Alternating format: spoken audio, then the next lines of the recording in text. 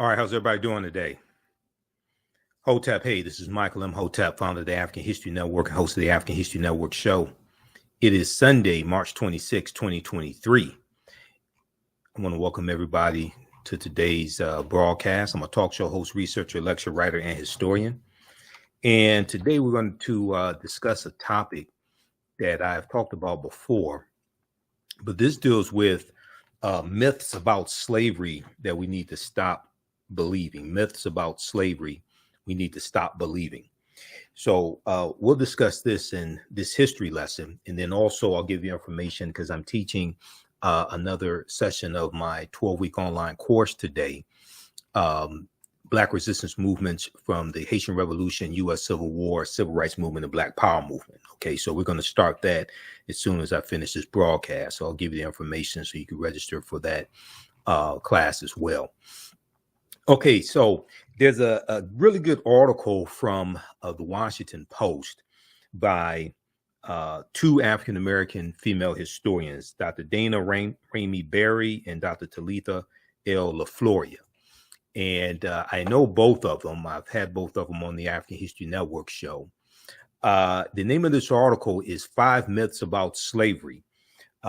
No, the Civil War didn't end slavery, and the first Africans did not arrive in America in 1619.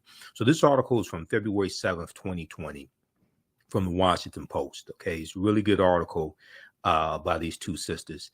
And the Dr. Talitha LaFloria, I've interviewed her on the African History Network show about this book here, Chained in Silence. This is a book she wrote, Chained in Silence, Black Women and Convict Labor in the New South. Chained in Silence, Black Women and Convict Labor in the New South. All right. So you can check out that article, check out that book by Dr. Talitha L. LaFloria.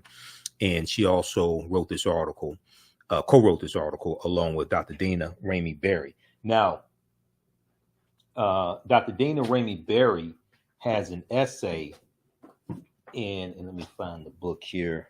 Dr. Dana Ramey Berry has an essay in the book that deals with the Nat Turner Rebellion. Okay. And I just saw the book here. Hold on, in the office. This deals with the Nat Turner Rebellion of 1831. So the Birth of a Nation. Okay, this book, The Birth of a Nation, which deals with the Nat Turner Rebellion of 1831. And this is the official movie tie-in. Okay, the official movie tie-in, The Birth of a Nation, Nat Turner and the Making of a Movement, edited by Nate Parker. Okay, this is the official movie tie-in book. And this book has interviews with like cast members, Nate Parker, different things like this for the movie The Birth of a Nation that Nate Parker put out about the Nat Turner Rebellion, right? But it also has a chapter in here on history. And this chapter on history starts on page 35. It's called The Unbroken Chain of Enslaved African Resistance and Rebellion, written by Dr. Erica Armstrong Dunbar and Dr. Dana Ramey Berry. This chapter right here, it starts on page 35. So this chapter is a historical chapter which gives background information on Nat Turner and the Nat Turner Rebellion. All right, so these two sisters that I just explained to you, they wrote this article here. So let's look at this. So the number one myth. Well, first off, they talk about this study from the Southern Poverty Law Center that I've talked about on the African History Network show before, and I use in my online classes.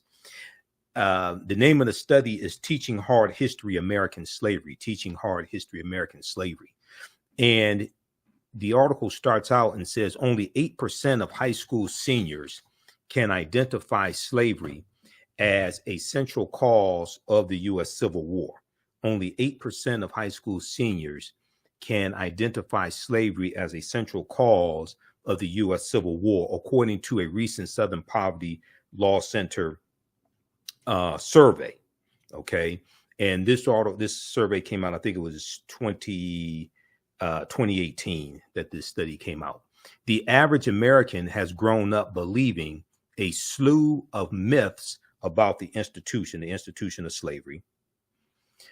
As scholars of slavery and its aftermath, we've identified a few of the many misconceptions we have encountered in the classroom and in public spaces over the years. All right. And the reason why this type of information is so important is, you've heard me say before, America must have a massive history lesson. America must have a massive history lesson, because Americans are very ignorant of history. And when it comes to trying to get our needs met at the government level based upon laws and policies, because it was laws and policies that created the structural inequities and maldistributed wealth, power, and resources into the hands largely of Europeans. When it comes to getting those needs met and correcting the damage of a legacy of 246 years of slavery, decades of Jim Crow segregation, redlining, housing discrimination, voter suppression, discrimination when it comes to getting bank loans, education, etc., you're dealing with people largely who are ignorant of history. So your understanding of politics is directly related to your understanding of history. Okay, and America must have a massive history lesson. Now, this is the study from the Southern Poverty Law Center, Teaching Hard History, American Slavery, Teaching Hard History, American Slavery.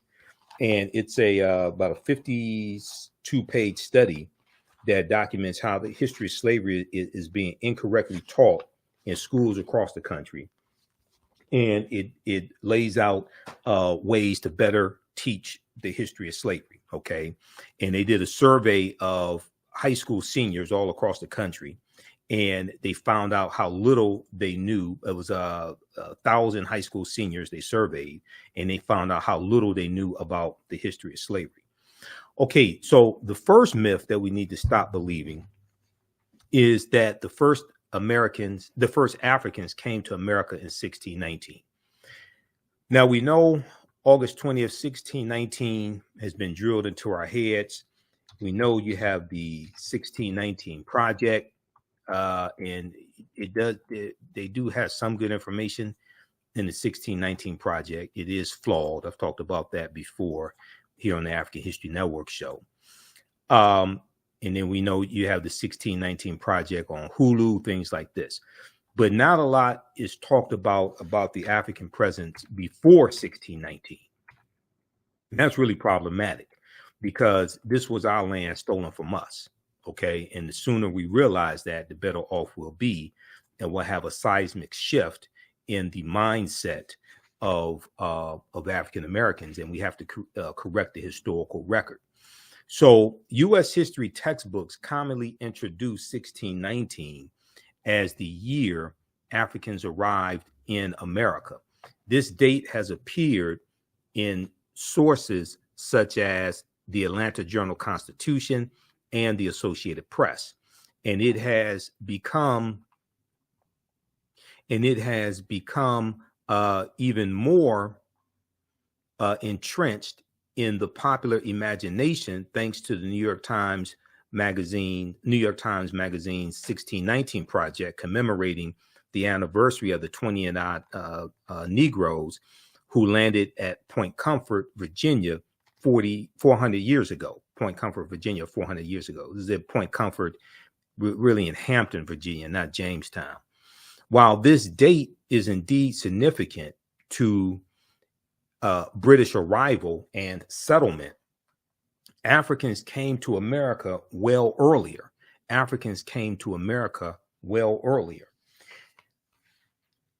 Some, such as Juan Garrido and Esteban, also known as the Stavanico, came as explorers with the Spanish in 1503 and 1528, respectively.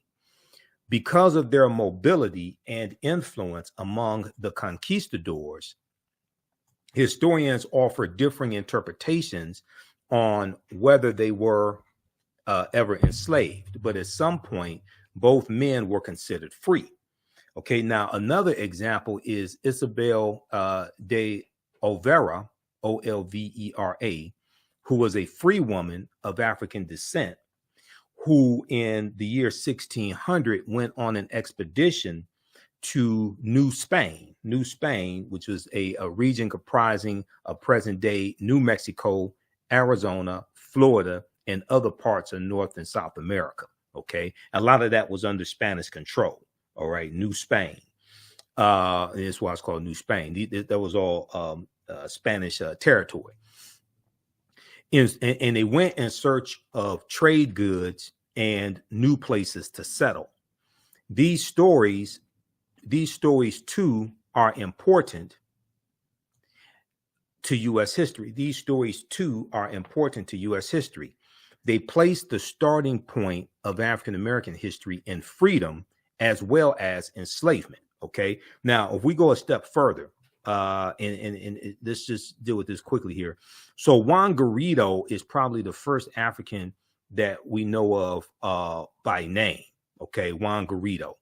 And Juan Garrido came in 1513 with Juan Ponce de Leon, Spanish conquistador. There's a good article by Dr. Henry Louis Gates Jr., who I have a lot of problems with, but he does do good research. And I give him credit on that. I read 2 of his books, and I've read dozens of articles that he's written.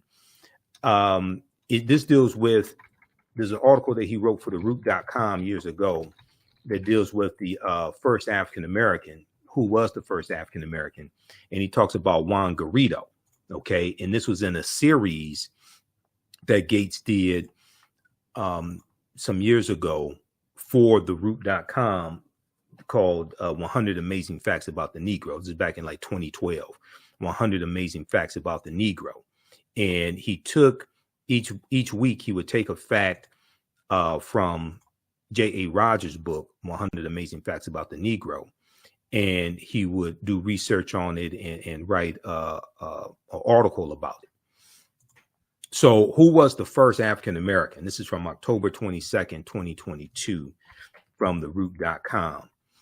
And he talks about Juan Garrido here. Juan Garrido was born in West Africa around 1480, according to the historians Ricardo Alegria and Jane Landers. Juan Garrido's notarized probanza, which was his curriculum vitae, more or less, dated 1538, says he moved from Africa to Lisbon, Portugal, of his own volition as a free man, stayed in Spain for 7 years, and then, seeking his fortune and perhaps a bit of fame, he joined the earliest conquistadors to the New World.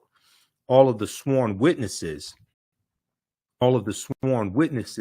to this document affirm that Juan Garrido was Horo, Horro, or free, when he arrived in Spain. Sailing from Seville, Spain, around 1508, he arrived on the island of La Española, which is today called Hispaniola. It was named La Española by Christopher Columbus, and that means the Spanish island. Hispaniola is the anglicized version of La Española. Okay. We know that the Taino referred to that land as Quisqueya. That's one of the names they refer to it as, Quisqueya. Now, the island on which the Dominican Republic and Haiti reside, okay, is La Española or Hispaniola. He later sailed in San Juan, Puerto Rico. Okay.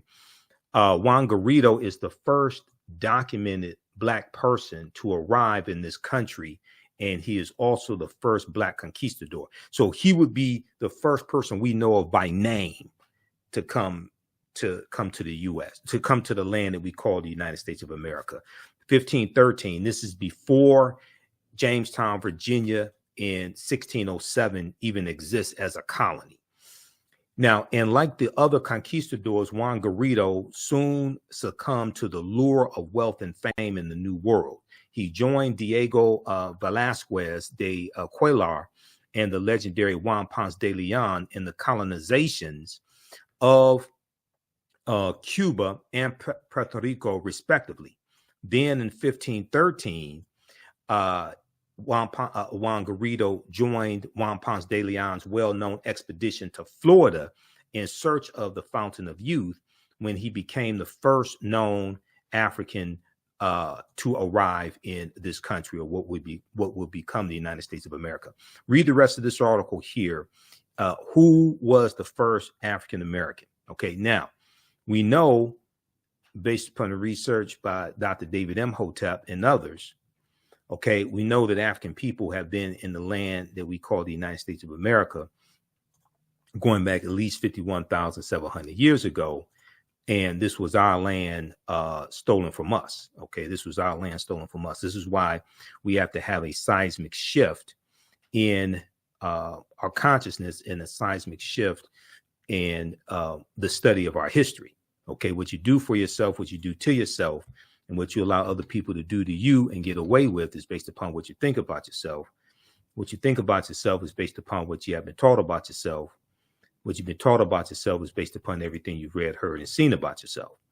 So when you control the radius of a man's or woman's thoughts, you can control the circumference of their actions, because the mind can't do or teach what it doesn't know.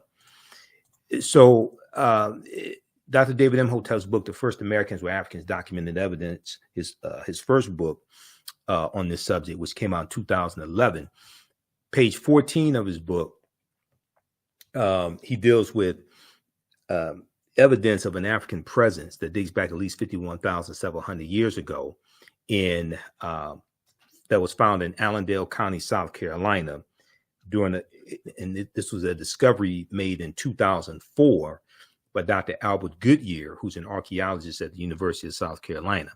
And you know, we've had Dr. David Imhotep on the African History Network show numerous times, probably about 13 times now. On page 14 of his book, he talks about how they found 13 different types of evidence thoroughly documenting the African presence. They found artifacts, architecture, campsites, carvings, Egyptian writings, footprints in lava, genetic M174D haploid groups dealing with DNA and genetics.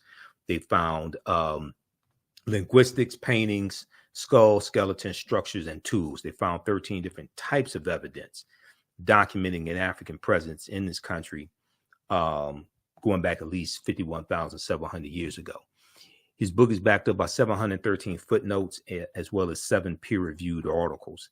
Now, here's a picture of Dr. Albert Goodyear, and this is a article from ScienceDaily.com from November 2004, November 18th, 2004.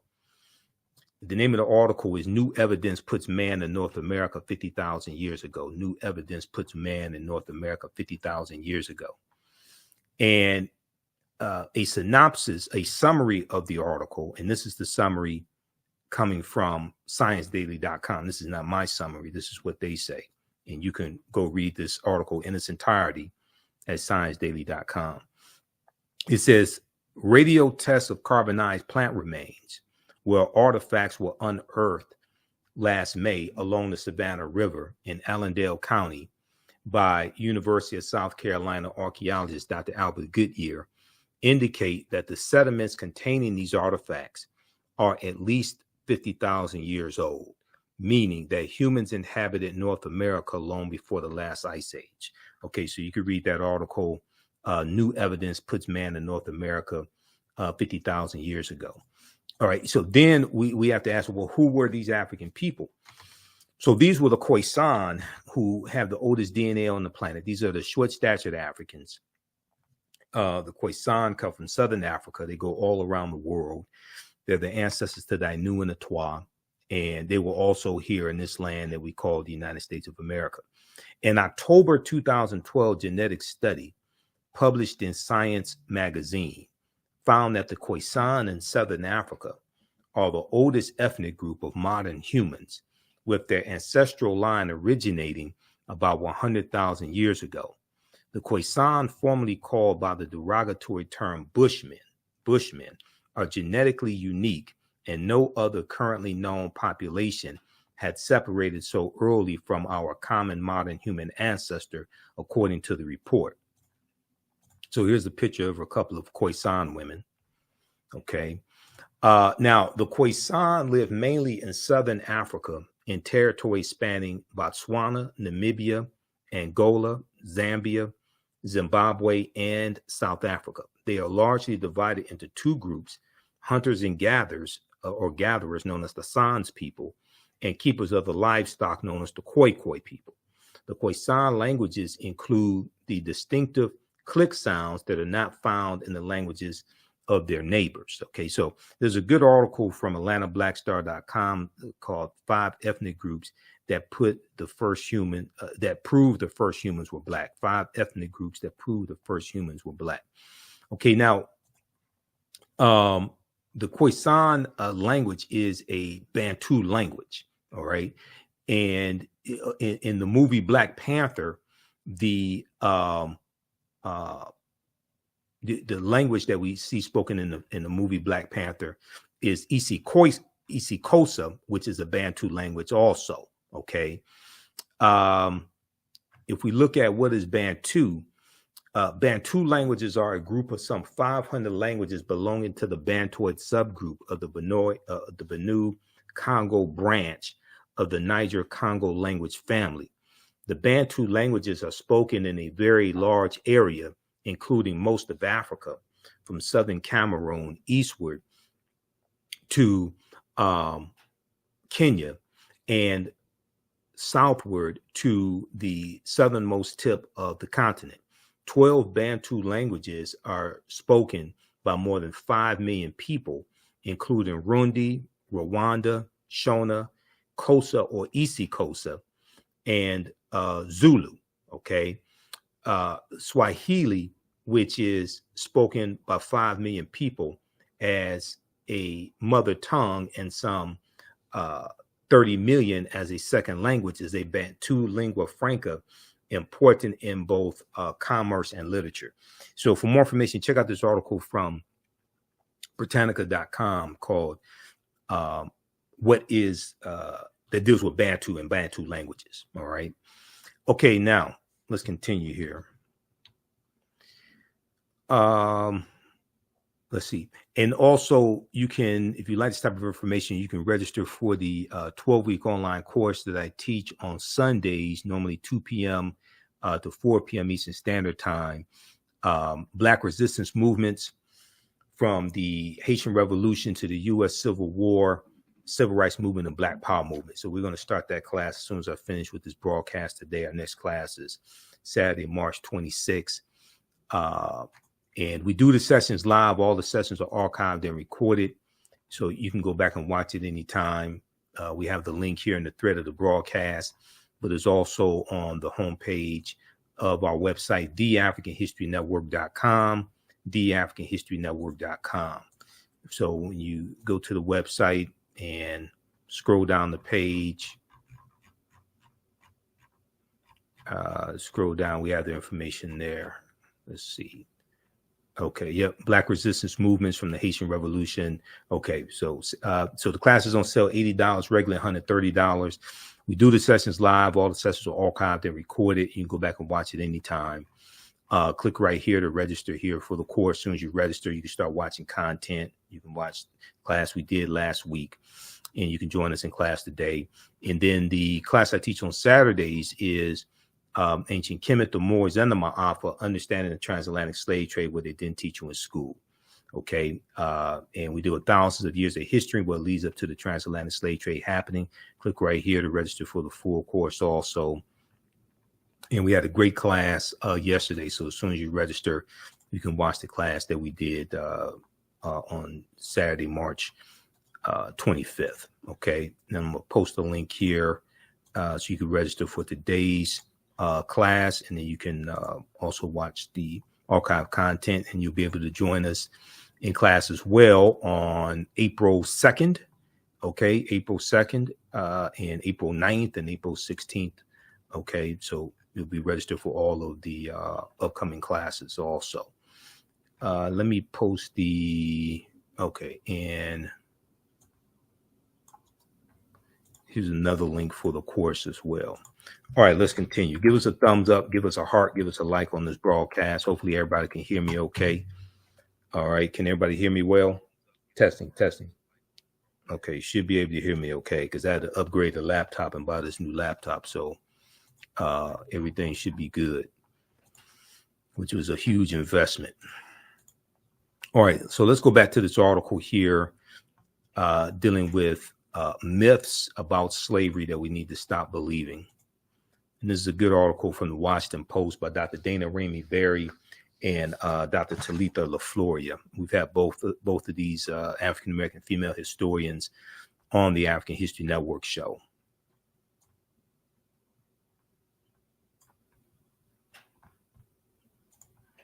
All right, let's continue here.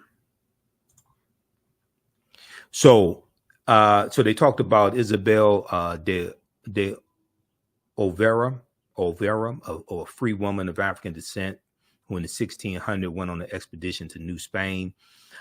These stories, too, are important to U.S. history. They place the starting point of African-American history and freedom as well as enslavement. Now, the second myth about slavery we need to stop believing. I love Malcolm. You see a picture of Malcolm X behind me. And I hear people quote this oftentimes. And it's a very, it's an oversimplistic way of looking at this history. But the second myth we need to stop believing is that enslaved people who worked in the house had easier lives. Enslaved people who worked in the house had easier lives. So in a 1963 speech, Malcolm X strongly separated enslaved people who worked in the house from those who worked in the fields, claiming that the former group, the house slaves, enjoyed greater privileges and comforts, and that some even identified with their enslavers. Now, texts designed to teach children about slavery often assert that people forced into domestic labor had more comfortable and pleasant lives than those forced into agricultural labor. But the distinction is not that simple. They're absolutely correct. The distinction is not that simple when you actually study the history. While a few of the very largest plantations had entirely separate labor pools, says historian Greg Down, in most households, laborers moved between tasks depending on their age or the season. Spring, winter, summer, fall. Okay. And working indoors had its own physical and psychological hardships. Enslaved African people were on call 24 hours a day, mostly on their feet and in close proximity to their enslavers, which led to greater scrutiny of their work, according to historian Deborah Gray White. Some of this labor included helping their enslaver dress, bathe, style their hair, and fan flies, in addition to cooking, cleaning, and running errands. Intimate interactions involving personal touch and knowledge of people's innermost lives. In these settings, writes historian Thavalia Glymph, Glymph, domestic laborers often experience physical and sexual abuse. Okay, now the next myth about slavery that we need to stop believing is slavery was limited to the South. Slavery was limited to the South. Now, if we go back to number 2 very quickly here, so also it's important to understand that a lot of times in rebellions that took place, you had Africans in the house who were working with other Africans involved in rebellions and feeding information. But also we see this when it comes to the U.S. Civil War. And in the South, you had Africans who worked in the house who were spies for the Union, secretly feeding information to Union soldiers about the maneuvers of the Confederate soldiers, because the Confederate soldiers and those in the military and the generals and things like this, they're having meetings, and their servants are African people. Okay, so you have that dynamic that's taking place as well. So there's a oversimplification there that Malcolm is talking about. Even though we love Malcolm, this is a much more complicated, more nuanced narrative when you study the history. Number 3, slavery was limited to the South. Slavery was limited to the South.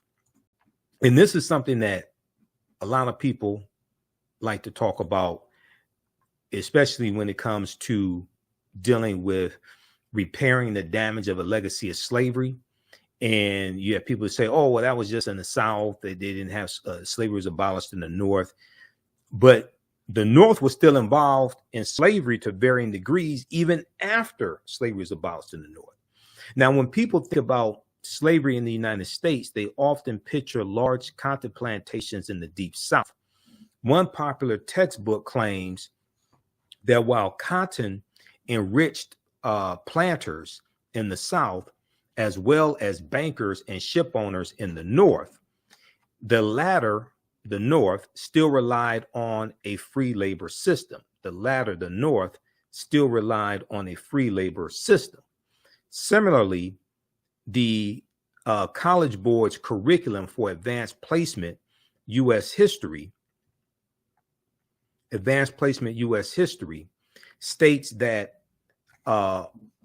quote, the North's expanding manufacturing economy relied on free labor in contrast to the Southern economy's dependence on slave labor, end quote.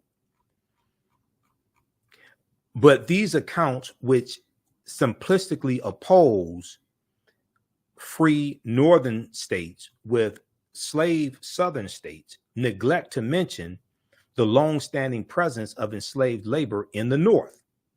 Slavery touched nearly every corner of this country. Northern communities supported and benefited from Southern slavery through the shipbuilding, textile, and shoemaking industries,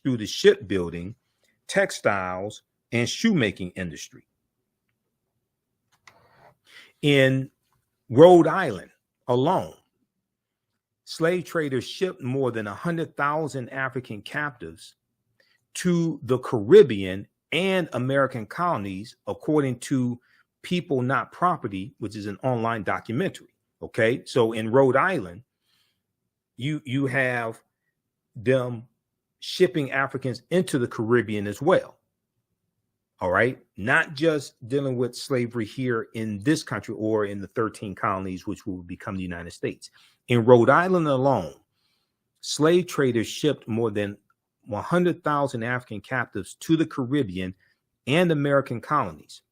Plantations along the Connecticut, Delaware, and Hudson rivers relied on enslaved workers to produce wheat and process it into flour. Slavery was widespread at universities. The Maryland Jesuits, who founded and ran Georgetown University, sold enslaved laborers to pay off debts to keep the school in operation. And early presidents of Harvard University brought enslaved labor to work on campus. Enslaved laborers built the structure in Lower Manhattan, for which Wall Street is named. Okay. Now, if we look at this article, this other article here that I want to reference,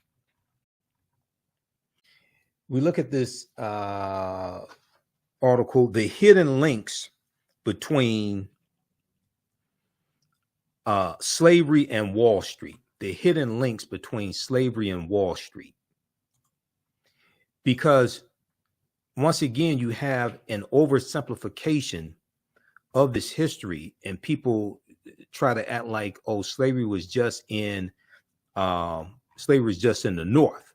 Okay, which is not, which at one time, all of the 13 colonies had slavery. It is true that the northern colonies abolished slavery first. Okay. And you're going to have Massachusetts around 1780. You're going to have Vermont around 1777, abolish slavery, somewhere around there. So that is true, but they're still going to have ties to slavery. So if we look at this article, the hidden links between slavery and Wall Street. The hidden links between slavery and Wall Street. This is from the BBC, bbc.com, August 29th, 2019. Okay. If we look here at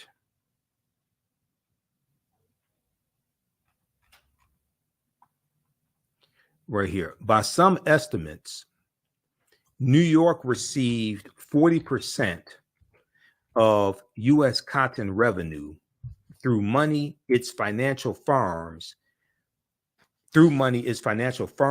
shipping businesses, and insurance companies earned. Okay, this is the city of New York. By some estimates, New York received 40% of U.S. cotton revenue through money its financial firms, shipping businesses, and insurance companies earned. But scholars differ on just how direct a line can be drawn between slavery and modern economic practices in the U.S. Now, Gavin Wright, who's a professor emeritus of economic history at Stanford University, said, quote, people in non-slave areas, Britain and free U.S. states, like northern states, routinely did business with slave owners and slave commerce. Now, he went on to, but he says the uniqueness of slavery's economic contribution has been exaggerated by some. Now, slavery thrived under colonial rule, and you had British and Dutch settlers relied on enslaved African people to help establish farms and build the new towns and cities that would eventually become the United States, Enslaved African people were brought to work on the cotton, sugar, and tobacco plantations. The crops they grew were sent to Europe or to the northern colonies, to be turned into finished products. So even after the North abolishes slavery, they're still profiting off of slavery when it comes to shipbuilding, when it comes to deposits made into northern banks from slaveholders in the South, when it comes to the products that the textile mills are producing and the cotton products that textile mills are producing. And then you have Wall Street and the crops that are being sold on Wall Street, et cetera, the various stocks, cotton, things of this nature. Insurance companies, even insurance companies in the North, were taking out insurance policies on enslaved Africans on plantations in the South, but also on slave ships as well. Okay, so you have the North still profiting off of the South even after the North abolishes slavery. Now, those finished goods were used to fund trips to Africa to obtain more Africans to enslave them, who would then traffic back to America. This triangular trading route was profitable for investors. To raise the money to start many future plantation owners, to raise the money to start many future plantation owners turned to capital markets in London, selling debt that was used to purchase boats, goods, and eventually purchase African people. Now, later in the 19th century, U.S. banks in southern states would sell securities that helped fund the expansion of slave-run plantations. To balance the risk that came with forcibly bringing humans from Africa to America, insurance policies were purchased. Insurance policies were purchased. These policies protected against the risk of a boat sinking and the risks of losing individual slaves once they made it to America. Some of the largest insurance firms in the U.S., like the New York Life Insurance Company, which started out as the Nautilus Mutual Life Insurance Company in the spring of 1845. Okay, then they're going to change their name to the New York Life Insurance Company. But some firms like the New York Life Insurance Company, AIG, Aetna, all sold policies that ensured slave owners would be compensated if the African slaves they owned were injured or killed. Now, by the mid-19th century, exports of raw cotton accounted for more than half of U.S. overseas shipments. By the mid-19th century, exports of raw cotton accounted for more than half of U.S. overseas shipments, or what we would call exports. What wasn't sold abroad was sent to mills, these factories in the northern states, including Massachusetts and Rhode Island, to be turned into fabric. So here you have, once again, the northern states benefiting from slavery in the southern states and the products and the cotton that the southern states are producing. The money southern plantation owners earned cannot be kept under mattresses or behind loose floorboards. American banks accepted their deposits and counted enslaved people as assets when assessing a person's wealth. Okay, like Thomas Jefferson, for instance. In recent years, U.S. banks have made public apologies for the role that they played in slavery. In 2005, J.P. Morgan Chase, currently the biggest bank in the U.S., admitted that two of its subsidiary banks, Citizens Bank and Canal Bank in Louisiana, accepted enslaved people as collateral for loans. If plantation owners defaulted on loan payment, the banks took ownership of these African slaves. Now, J.P. Morgan was not alone. J.P. Morgan Chase was not alone. The predecessors that made up Citibank, Bank of America, and Wells Fargo are among a list of well-known U.S. financial firms that benefited from the slave trade. Sven Beckert, Laird Bell professor of American history at Harvard University, said, slavery was an overwhelmingly important fact of the American economy. Slavery was an overwhelmingly important fact of the American economy. Now, Professor Beckert points out that while cities like Boston never played a large role in the slave trade, they benefited from the connections to slave-driven economies. They benefited from the connection to slave-driven economies. New England merchants made money selling timber and ice to the South and the Caribbean. In turn, northern merchants bought raw cotton and sugar. So you see all of the 13 colonies, and you're going to see many of the northern states, if not all of them, involved in slavery some way or another, even after the northern states abolished slavery. Now, New England's fabric mills played a key role in the U.S. Industrial Revolution, but their supply of cotton came from the slave-reliant South. So we know the Industrial Revolution starts in the 1790s in Manchester, England, okay?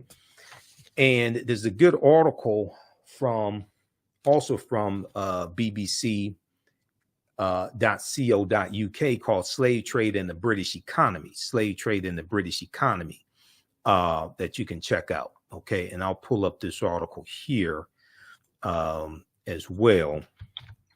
How's everybody doing today? Give us a thumbs up, give us a heart, give us a like on this broadcast. This one right here. And I'll give you information about the online class that I'm teaching today as well. Black resistance movements from the Haitian Revolution, U.S. Civil War, Civil Rights Movement, and Black Power movements. A 12-week online course that we teach on Sundays, normally 2 p.m. to 4 p.m. Eastern Standard Time. I'm running behind schedule today, so we're going to start it as soon as I finish this broadcast here. We'll be here for a few more minutes. So next class is Sunday, March 26, 2023. Okay, this one, you can read this article here. This is from the BBC. This is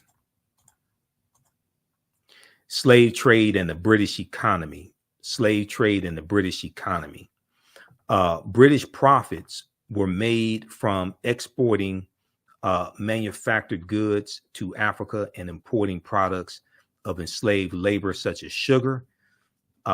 Ports such as Glasgow, Bristol, and Liverpool, England prospered as a result of the slave trade. Okay, so they talk about manufacturing, but it's going to be in Manchester, England, the Manchester, England area. That's going to be where the Industrial Revolution begins in the 1790s. And then you have the creation of the cotton gin in right about 1793 by Eli Whitney. You're going to have the cotton gin and creation and copies of the cotton gin that are going to drastically reduce the cost of producing cotton, make it much easier to produce cotton. And it was a device that picked the seeds from cotton. So this is going to then increase the need for enslaved African labor as well. From 1750 onwards, a new industry emerged in Britain, the production of cotton cloth. Wool production had previously been Britain's major industry, but cotton had one key advantage. Machinery could produce cotton fibers better than wool. As a result, it was cotton production that the Industrial Revolution began. As a result, it was in cotton production that the Industrial Revolution began, particularly in and around Manchester, England. The cotton used was mostly imported from slave plantations. Slavery provided the raw material for industrial change and growth. The growth of the Atlantic economy was an integral part of the growth of exports. For example, manufactured cotton cloth was exported to Africa. The Atlantic economy can be seen as the spark for the biggest change in modern economic history. The Atlantic economy in the 1700s was founded on slave labor. Okay, so read the rest of this article, and they have different panels in the article. This is from panel number 4. Okay, slave trade and the British economy. This is from BBC, bbc.co.uk. All right, let's continue here.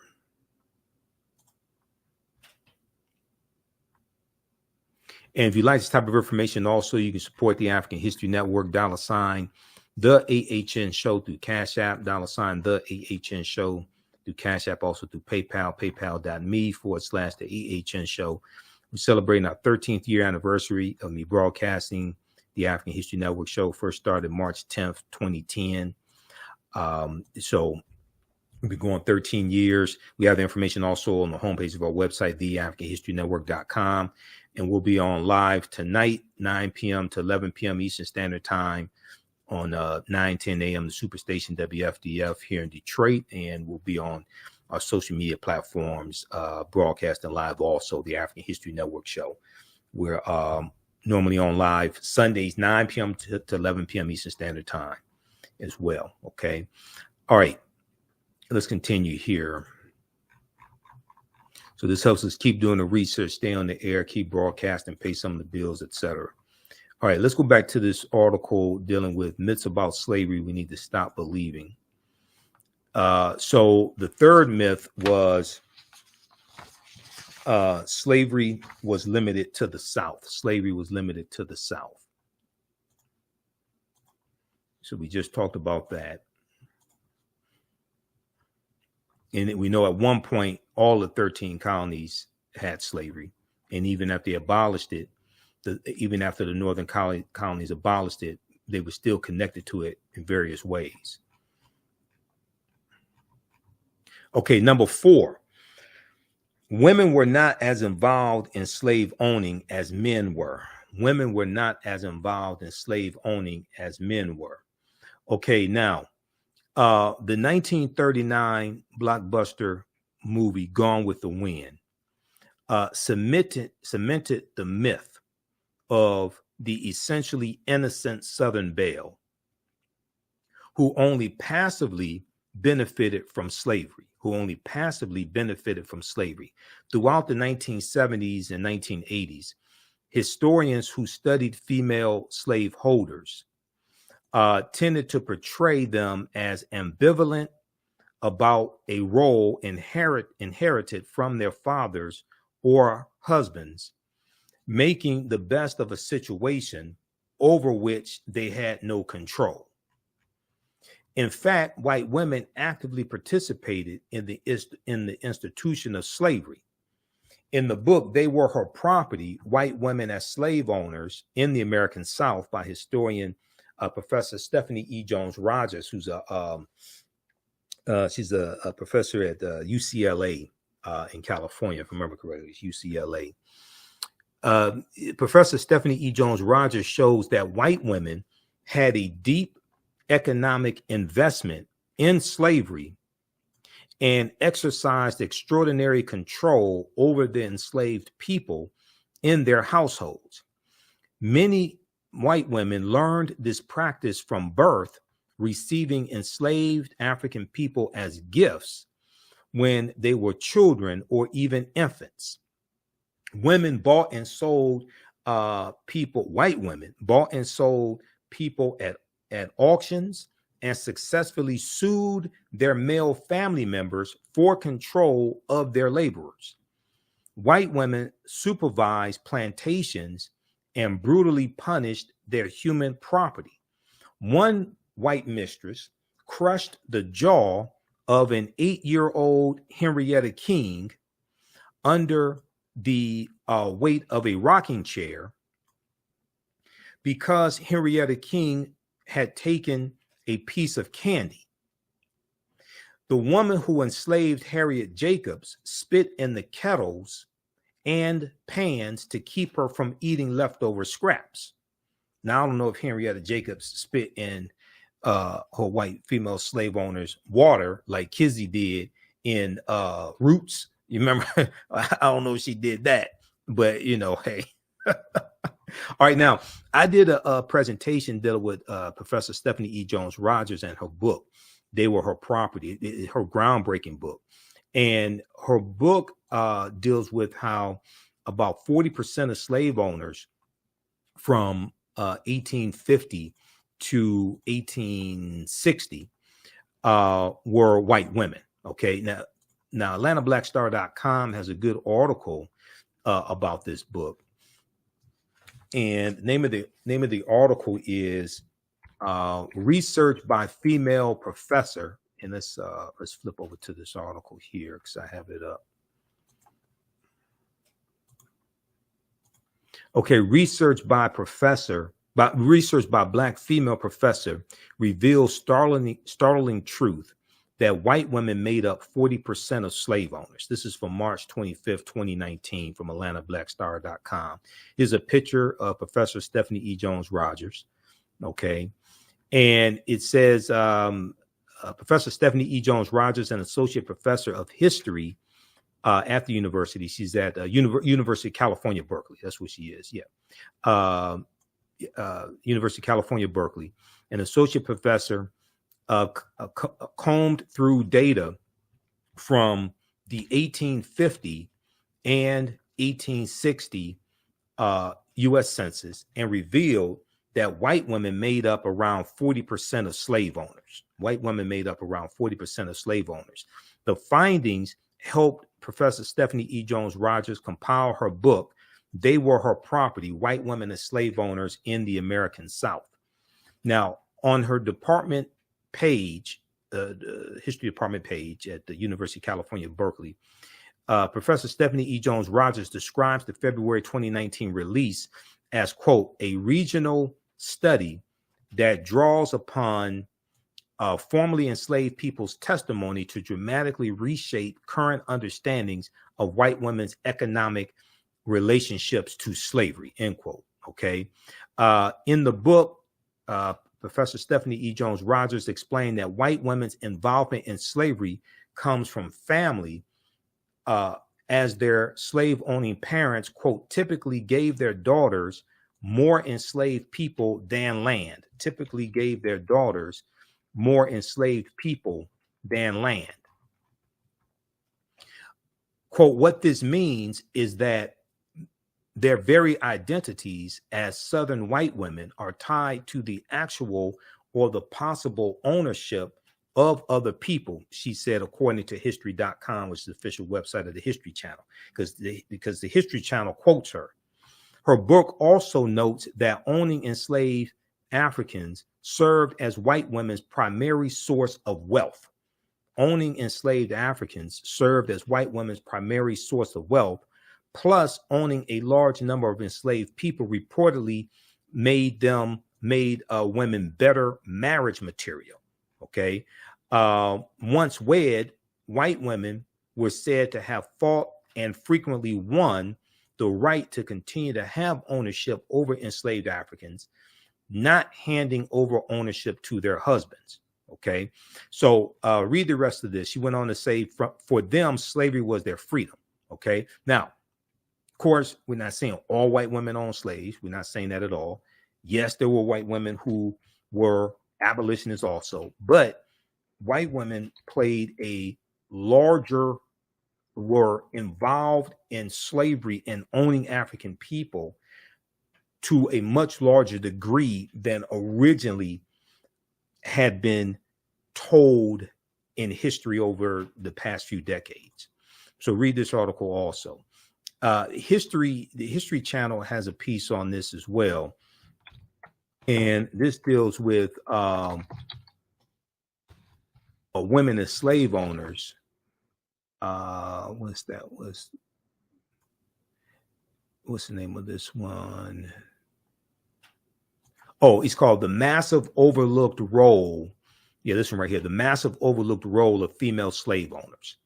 The Massive Overlooked Role of Female Slave Owners. This is from history.com, the official website of the History Channel. You can check out this article as well.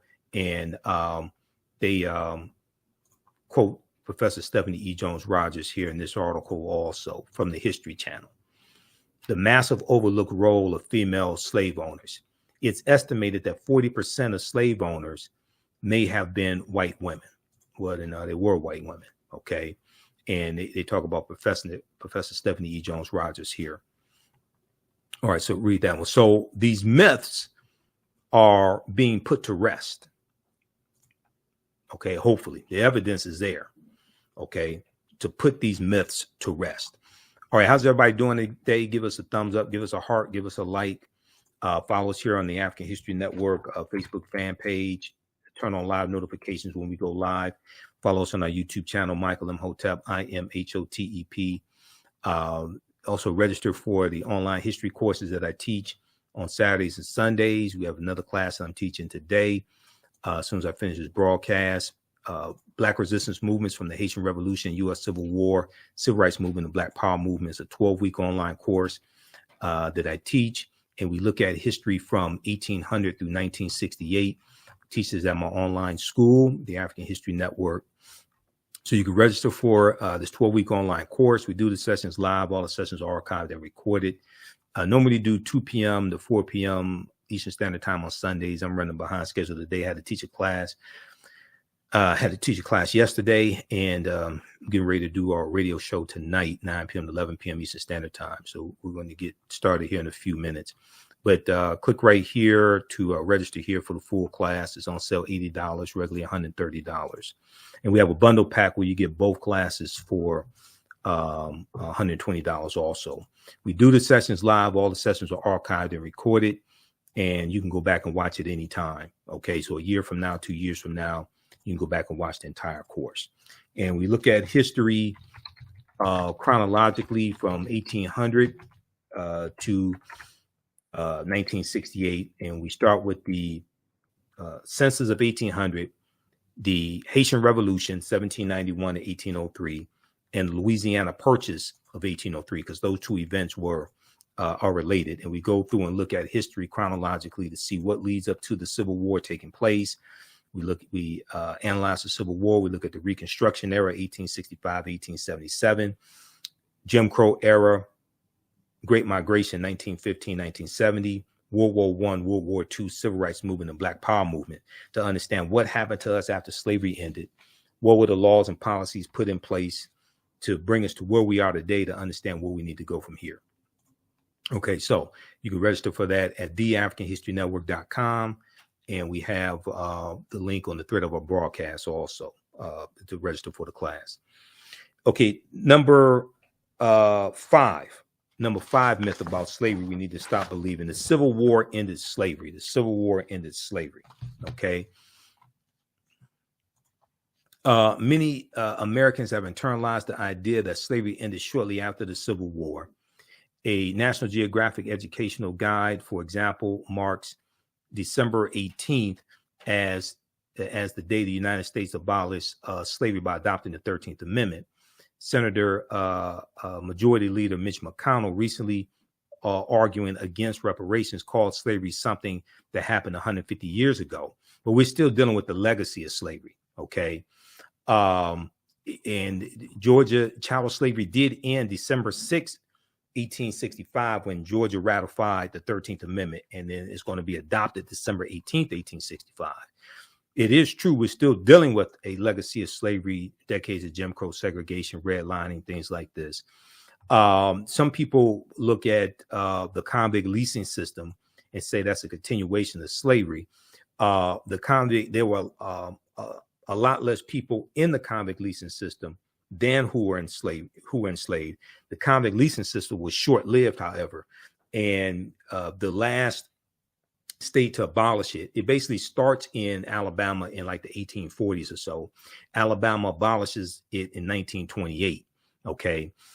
But the sharecropping system did a lot more damage than the convict leasing system did. Okay. Now, they talk about the practice in which private enterprises lease felony prisoners from the state for a fee, primarily targeted Black men, women, and youth. African Americans were incarcerated for trivial offenses such as loitering, stealing farm animals, breaking into railroad cars, spitting on the sidewalk, and vagrancy. Some were individually auctioned at county courthouses, while others were rented in groups. Convict leasing involved holding people against their will, separating them from their families, working them from sun up to sundown, beating, whipping. That is true. But keep in mind, it was in chattel slavery. That was something that you were born into as well. Okay. So, but the convict leasing system did happen, is legally abolished in 1928. Now, most of the other states had gotten rid of it prior to 1928. Alabama was the sole holdout on it. Though the convict leasing system was legally abolished in 1928, at least 37 states still permit contracting prison labor out of private companies. Okay. So read the rest of this here. And also understand, people talk about privatized prisons. Yes, privatized prisons should be abolished, but only 8% of prisons in the U.S. are privatized prisons. The overwhelming majority of prisons in the U.S. are not privatized prisons. Even though privatized prisons should be abolished, only about 8% of the prisons in the U.S. are privatized prisons. Okay, so check out this article from the Washington Post. Look at the other articles that I talked about as well. 5 myths about slavery. Okay, 5 myths about slavery. February 7th, 2020. Check out the other articles I talked about. Now, there's one article I forgot to mention. I meant to mention it when we dealt with, we talked about the British and the Dutch and Wall Street, right? So where does the name Wall Street come from? Where does the name Wall Street come from? Now, there's a good article from AtlantaBlackStar.com called 7 Eye-Opening Facts on How Wall Street Was Built and Created Via Slavery. 7 Eye-Opening Facts on How Wall Street Was Built and Created Via Slavery. Now, this is from December 30th, 2014, December 30th, 2014 for AtlantaBlackStar.com. And the first fact, enslaved Africans actually built the wall that gave Wall Street its name, okay? New York City was a Dutch settlement known as New Amsterdam in the Dutch colonial province called New Netherland during much of the 17th century. Through the Dutch West India Company, the